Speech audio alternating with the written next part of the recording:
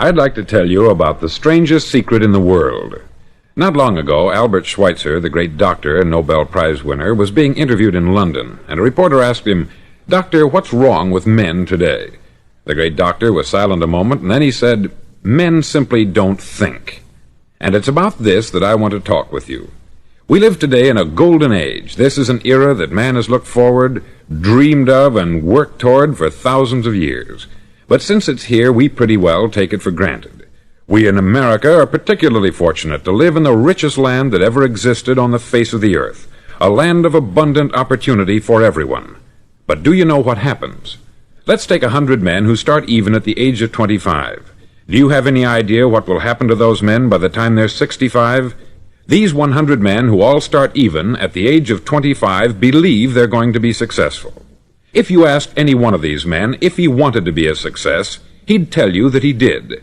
And you'd notice that he was eager toward life, that there was a certain sparkle to his eye, an erectness to his carriage, and life seemed like a pretty interesting adventure to him.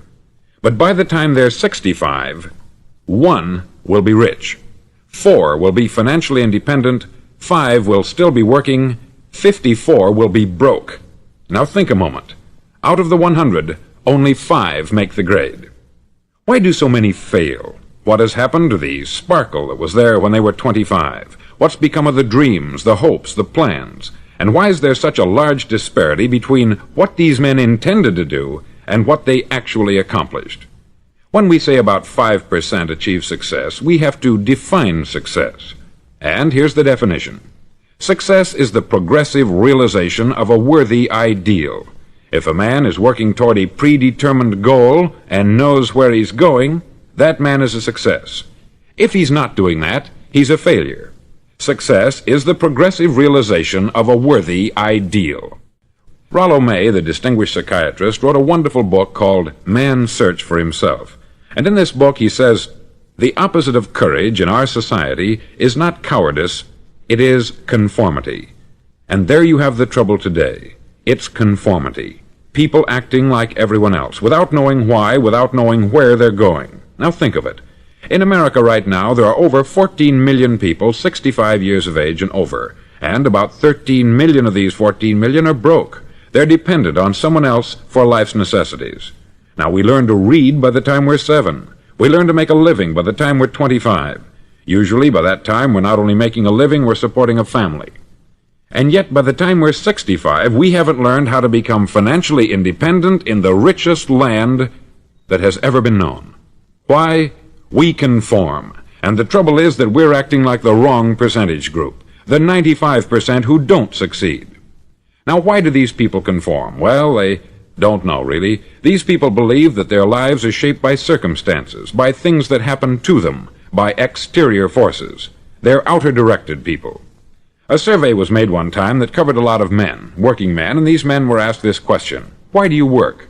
Why do you get up in the morning? 19 out of 20 had no idea. If you ask them, they'll say, everyone goes to work in the morning. And that's the reason they do it, because everyone else is doing it. Now let's get back to our definition of success. Who succeeds? The only man who succeeds is the man who is progressively realizing a worthy ideal. He's the man who says, I'm going to become this, and then begins to work toward that goal. I'll tell you who the successful people are. A success is the school teacher who's teaching school because that's what she wanted to do. The success is the woman who's a wife and mother because she wanted to become a wife and mother and is doing a good job of it. The success is the man who runs the corner gas station because that's what he wanted to do.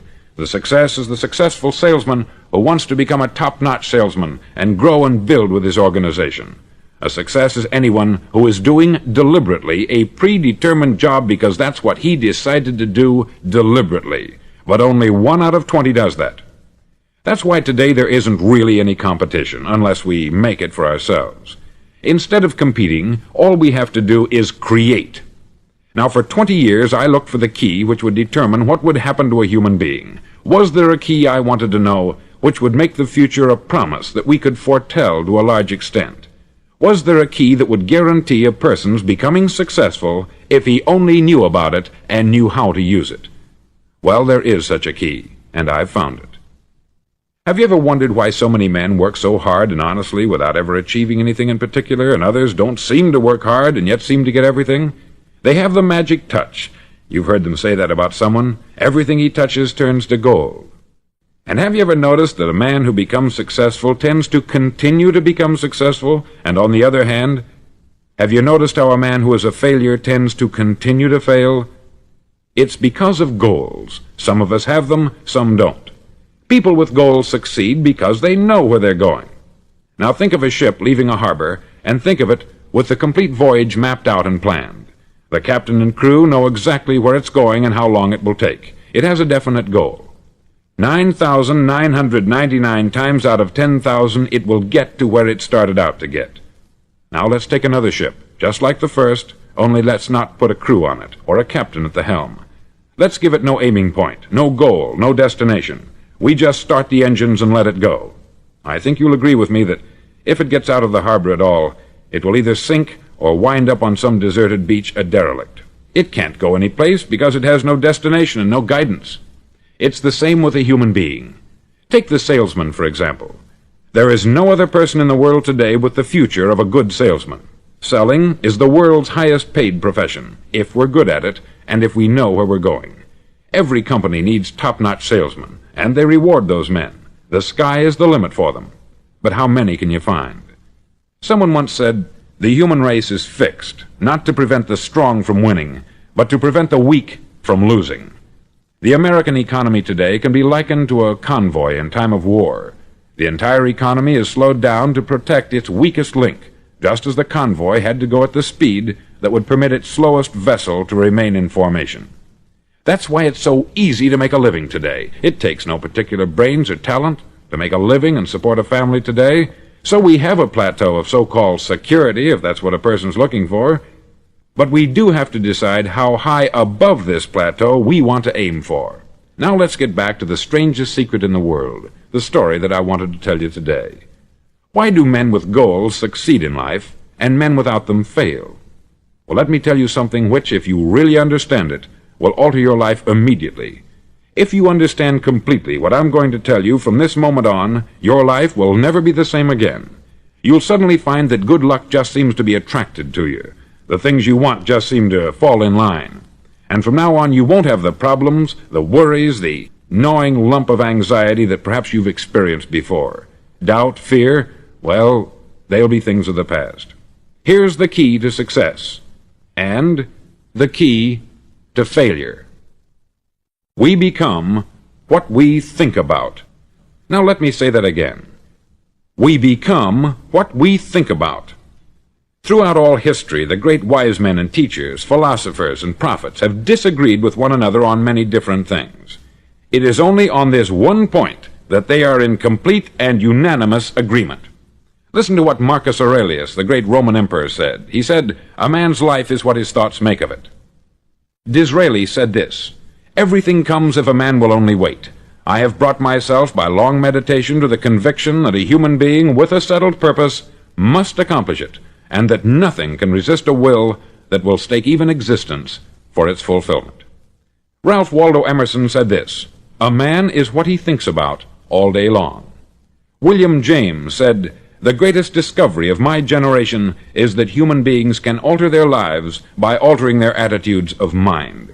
And he also said, "We need only in cold blood act as if the thing in question were real, and it will become infallibly real by growing into such a connection with our life that it will become real. It will become so knit with habit and emotion that our interest in it will be those which characterize belief." He also said this, "If you only care enough for a result, you will almost certainly attain it. If you wish to be rich, you will be rich. If you wish to be learned, you will be learned. If you wish to be good, you will be good. Only you must then really wish these things, and wish them exclusively, and not wish at the same time 100 other incompatible things just as strongly." In the Bible you read, in Mark 9:23, "If thou canst believe, all things are possible to him that believeth." Dr. Norman Vincent Peale said this, "This is one of the greatest laws in the universe. Fervently do I wish I had discovered it as a very young man. It dawned upon me much later in life, and I've found it to be one of the greatest, if not my greatest discovery outside of my relationship to God.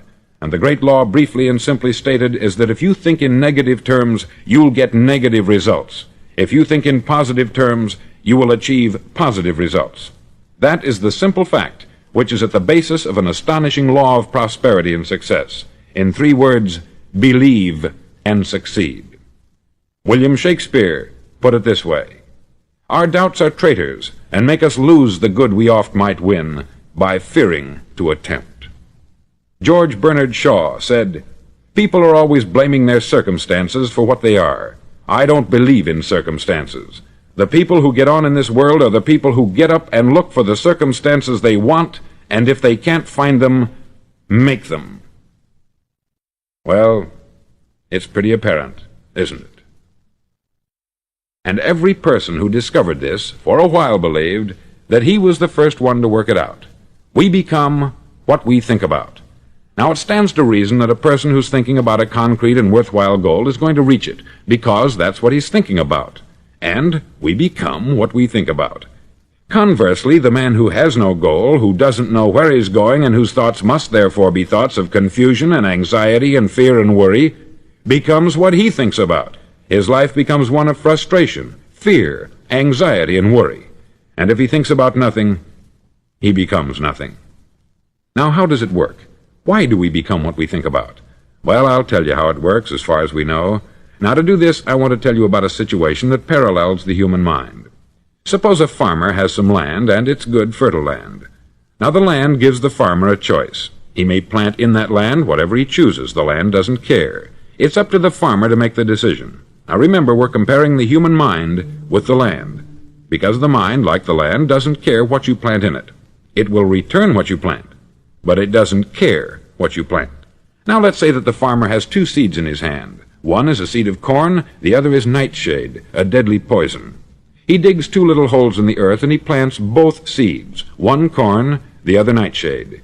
He covers up the holes, waters, and takes care of the land, and what will happen? Invariably, the land will return what is planted. As it's written in the Bible, "As ye sow, so shall ye reap." Remember, the land doesn't care. It will return poison in just as wonderful abundance as it will corn. So up come the 2 plants, one corn, one poison. Now, the human mind is far more fertile, far more incredible and mysterious than the land, but it works the same way. It doesn't care what we plant. Success, failure. A concrete worthwhile goal, or confusion, misunderstanding, fear, anxiety, and so on. But what we plant, it will return to us. You see, the human mind is the last great unexplored continent on the earth. It contains riches beyond our wildest dreams. It will return anything we want to plant.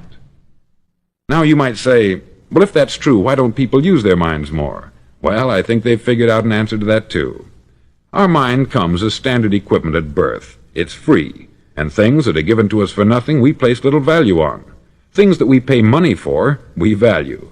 The paradox is that exactly the reverse is true. Everything that's really worthwhile in life came to us free. Our mind, our soul, our body, our hopes, our dreams, our ambitions, our intelligence, our love of family and children and friends. All these priceless possessions are free, but the things that cost us money are actually very cheap and can be replaced at any time. A good man can be completely wiped out and make another fortune. He can do that several times. Even if our home burns down, we can rebuild it, but the things we got for nothing, we can never replace. The human mind isn't used merely because we take it for granted. Familiarity breeds contempt. It can do any kind of job we assign to it, but generally speaking, we use it for little jobs instead of big important ones. Universities have proved that most of us are operating on about 10% of our abilities. Decide now, what is it you want? Plant your goal in your mind. It's the most important decision you'll ever make in your entire life. Do you want to be an outstanding salesman, a better worker at your particular job? Do you want to go places in your company, in your community? All you've got to do is plant that seed in your mind. Care for it. Work steadily toward your goal, and it will become a reality. It not only will, there's no way that it cannot. You see, that is a law, like the laws of Sir Isaac Newton, the laws of gravity. If you get on top of a building and jump off, you'll always go down. You'll never go up. And it's the same with all the other laws of nature. They always work. They're inflexible. Think about your goal in a relaxed, positive way. Picture yourself in your mind's eye as having already achieved this goal. See yourself doing the things you will be doing when you've reached your goal. Ours has been called the phenobarbital age, the age of ulcers and nervous breakdowns. At a time when medical research has raised us to a new plateau of good health and longevity, far too many of us worry ourselves into an early grave trying to cope with things in our own little personal ways, without learning a few great laws that will take care of everything for us. These things we bring on ourselves through our habitual way of thinking. Every one of us is the sum total of his own thoughts. He is where he is because that is exactly where he really wants to be, whether he'll admit that or not. Each of us must live off the fruit of his thoughts in the future, because what you think today and tomorrow, next month and next year, will mold your life and determine your future. You're guided by your mind. I remember one time I was driving through Arizona and I saw one of those giant earth-moving machines roaring along the road at about 35 miles an hour with what looked like 20 tons of dirt in it, a tremendous, incredible machine, and there was a little man perched way up on top with the wheel in his hands guiding it. And as I drove along, I was struck by the similarity of that machine to the human mind. Just suppose you're sitting at the controls of such a vast source of energy. Are you going to sit back and fold your arms and let it run itself into a ditch? Or are you going to keep both hands firmly on the wheel and control and direct this power to a specific, worthwhile purpose? It's up to you. You're in the driver's seat. You see, the very law that gives us success is a two-edged sword. We must control our thinking. The same rule that can lead a man to a life of success, wealth, happiness, and all the things he's ever dreamed of for himself and his family, that very same law can lead him into the gutter. It's all in how he uses it, for good or for bad. This is the strangest secret in the world. Now, why do I say it's strange, and why do I call it a secret? Actually, it isn't a secret at all. It was first promulgated by some of the earliest wise men, and it appears again and again throughout the Bible. But very few people have learned it, understand it. That's why it's strange, and why, for some equally strange reason, it virtually remains a secret. I believe that you could go out and walk down the main street of your town and ask one man after another what the secret of success is, and you probably wouldn't run into one man in a month who could tell you. Now, this information is enormously valuable to us, if we really understand it and apply it. It's valuable to us not only for our own lives, but the lives of those around us, our family, employees, associates, and friends. Life should be an exciting adventure. It should never be a bore. A man should live fully, be alive. He should be glad to get out of bed in the morning. He should be doing a job he likes to do because he does it well. One time I heard Grove Patterson make a speech, the editor-in-chief of the Toledo Daily Blade, and as he concluded his speech, he said something that I've never forgotten. He said something like this: "My years in the newspaper business have convinced me of several things, among them that people are basically good, and that we came from someplace, and we're going someplace. So we should make our time here an exciting adventure. The architect of the universe didn't build a stairway leading nowhere." And the greatest teacher of all, the carpenter from the plains of Galilee, gave us the secret time and time again. "As ye believe, so shall it be done unto you." I've explained the strangest secret in the world and how it works. Now I want to explain how you can prove to yourself the enormous returns possible in your own life by putting this secret to a practical test. I want you to make a test that will last 30 days. Now, it isn't going to be easy. If you'll give it a good try, it will completely change your life for the better. Back in the 17th century, Sir Isaac Newton, the English mathematician and natural philosopher, gave us some natural laws of physics which apply as much to human beings as they do to the movement of bodies in the universe. Now, one of these laws is that for every action, there is an equal and opposite reaction. Simply stated, as it applies to you and me, it means we can achieve nothing without paying the price. The results of your 30-day experiment will be in direct proportion to the effort you put forth. To be a doctor, you must pay the price of long years of difficult study. to be successful in selling, and remember that each of us succeeds to the extent of his ability to sell, selling our families on our ideas, selling education in schools, selling our children on the advantages of living the good and honest life, selling our associates and employees on the importance of being exceptional people, to, of course, the profession of selling itself. But to be successful in selling our way to the good life, we must be willing to pay the price. Now, what is that price? Well, it's many things. First, it's understanding emotionally, as well as intellectually, that we literally become what we think about, that we must control our thoughts if we're to control our lives. It's understanding fully that, as ye sow, so shall ye reap. Secondly, it's cutting away all the fetters from the mind and permitting it to soar as it was divinely designed to do. It's the realization that your limitations are self-imposed, and that the opportunities for you today are enormous beyond belief. It's rising above narrow-minded pettiness and prejudice.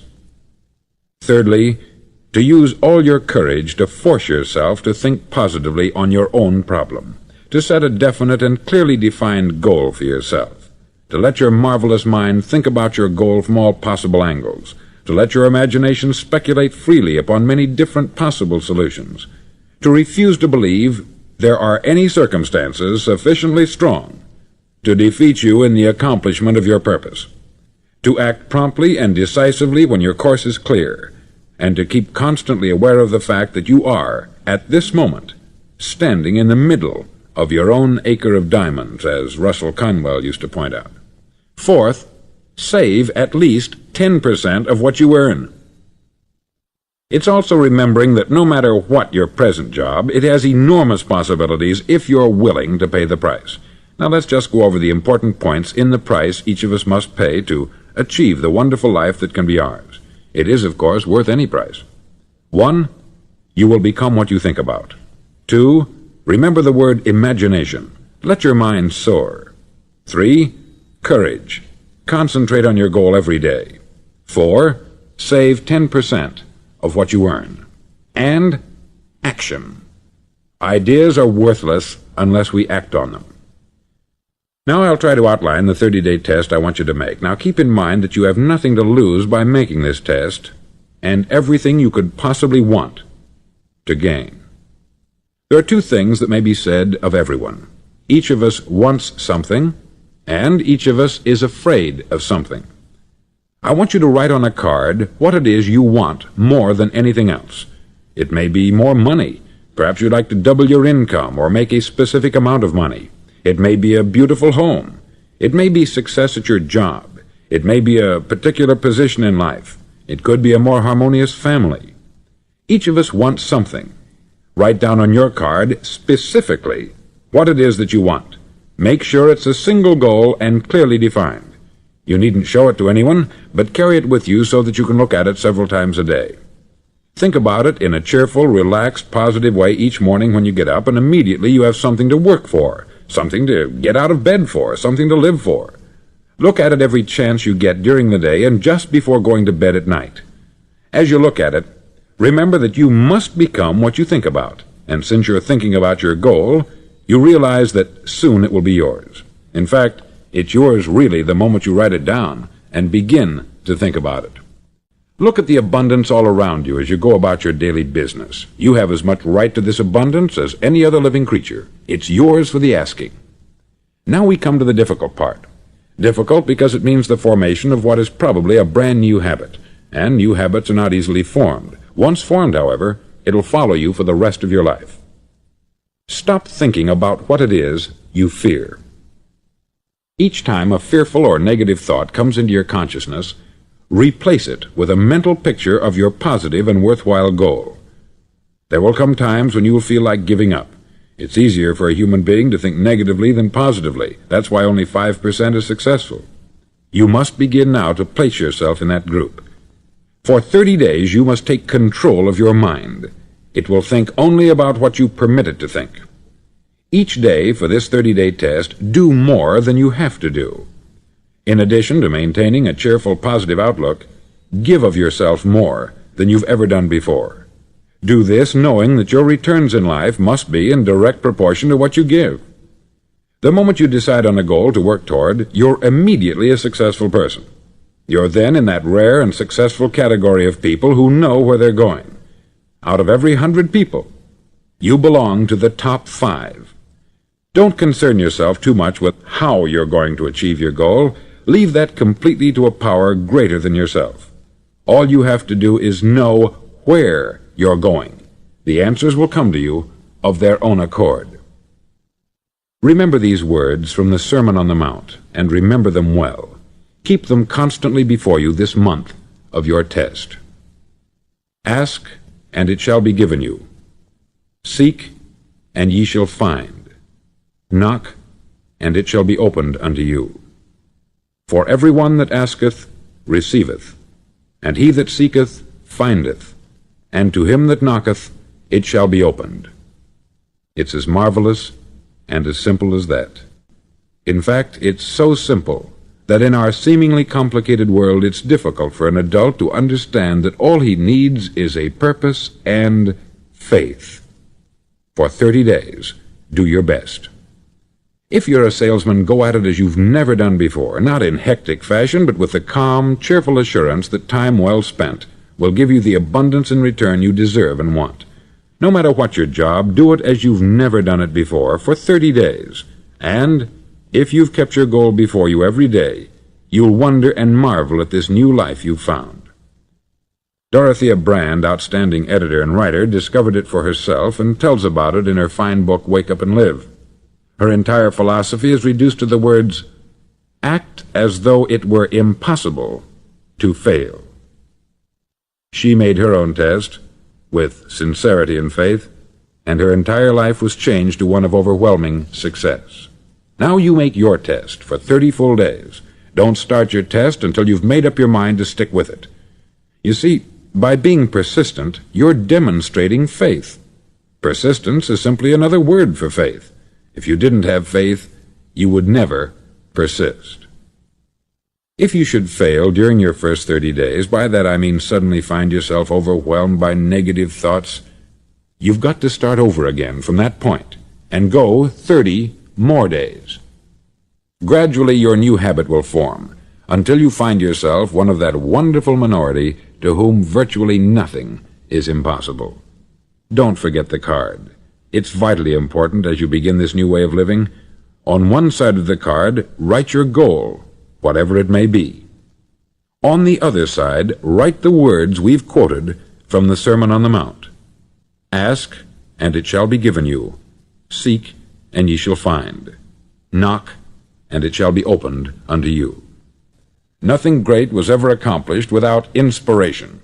See that during these crucial first 30 days, your own inspiration is kept at a peak. Above all, don't worry. Worry brings fear, and fear is crippling. The only thing that can cause you to worry during your test is trying to do it all yourself. Know that all you have to do is hold your goal before you. Everything else will take care of itself. Remember also to keep calm and cheerful. Don't let petty things annoy you and get you off course. Now, since making this test is difficult, some may say, well, why should I bother? Well, look at the alternative. No one wants to be a failure.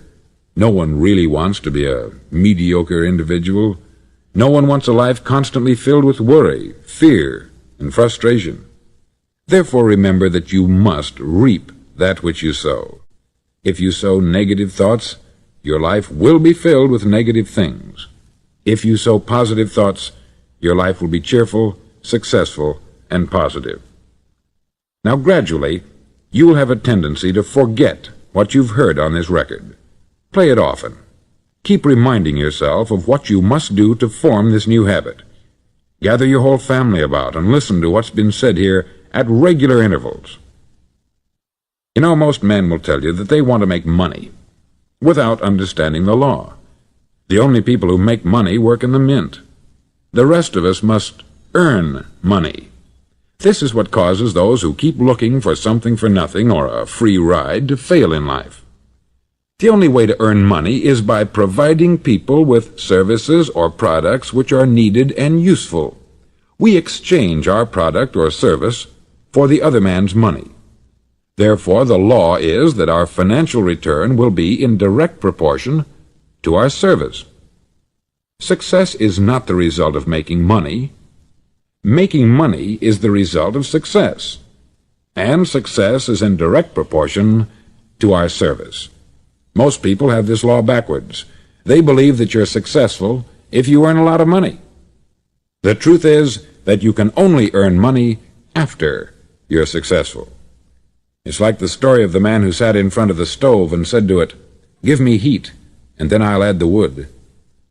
How many men and women do you know, or do you suppose there are today, who take the same attitude toward life? There are millions. We've got to put the fuel in before we can expect heat. Likewise, we've got to be of service first before we can expect money. Don't concern yourself with the money. Be of service. Build, work, dream, create. Do this, and you'll find there's no limit to the prosperity and abundance that will come to you. Prosperity is founded upon a law of mutual exchange. Any person who contributes to prosperity must prosper in turn himself. Sometimes the return will not come from those you serve, but it must come to you from someplace, for that is the law. For every action, there is an equal and opposite reaction. As you go daily through your 30-day test period, remember that your success will always be measured by the quality and quantity of service you render, and money is a yardstick for measuring this service. No man can get rich himself unless he enriches others. There are no exceptions to a law. You can drive down any street in America and from your car estimate the service that's being rendered by the people living on that street. Had you ever thought of this yardstick before? It's interesting. Some, like ministers and priests and other devoted people, measure their returns in the realm of the spiritual, but again, their returns are equal to their service. Once this law is fully understood, any thinking person can tell his own fortune. If he wants more, he must be of more service to those from whom he receives his return. If he wants less, he has only to reduce this service. This is the price you must pay for what you want. If you believe you can enrich yourself by deluding others, you can only end by deluding yourself. It may take some time, but just as surely as you breathe, you'll get back what you put out. Don't ever make the mistake of thinking you can avert this. It's impossible. The prisons and the streets where the lonely walk are filled with people who tried to make new laws just for themselves. We may avoid the laws of man, but there are greater laws that cannot be broken. An outstanding medical doctor recently pointed out 6 steps that will help you realize success. 1. Set yourself a definite goal. 2. Quit running yourself down. 3. Stop thinking of all the reasons why you cannot be successful, and instead think of all the reasons why you can. 4. Trace your attitudes back through your childhood and try to discover where you first got the idea you couldn't be a success, if that's the way you've been thinking. 5. Change the image you have of yourself by writing out a description of the person you would like to be. And 6. Act the part of the successful person you have decided to become. The doctor who wrote those words is a noted West Coast psychiatrist, David Harold Fink, M.D. Do what all experts since the dawn of recorded history have told you you must do. Pay the price by becoming the person you want to become. It's not nearly as difficult as living unsuccessfully. Make your 30-day test. Then repeat it. Then repeat it again. Each time it will become more a part of you until you'll wonder how you could ever have lived any other way. Live this new way, and the floodgates of abundance will open and pour over you more riches than you may have dreamed existed. Money? Yes, lots of it. But what's more important you'll have peace. You'll be in that wonderful minority who lead calm, cheerful, successful lives.